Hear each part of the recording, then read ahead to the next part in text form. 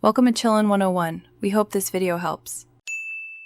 You begin by preparing assets and getting straight into the template editor. Open Blogger, go to Theme, then edit HTML so you can work in the raw template. Once done, upload your logo and fonts to a host or use Google Fonts and note color hex codes.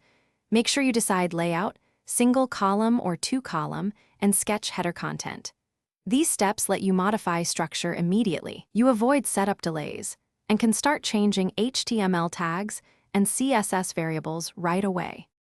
Now you build the middle, HTML skeleton and styling. Define header, nav, main, aside, and footer so content follows semantic order. This helps SEO and accessibility. Next, write responsive CSS using percentages, max width, and media queries to adapt to mobile. Use a 16:9 ratio for featured images.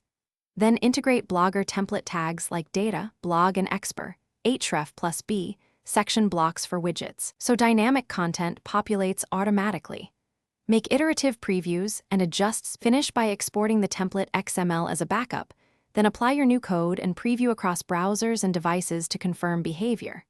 Once live, validate links, alt text, and meta tags for SEO and compress images, and minify CSS/JS to improve load times.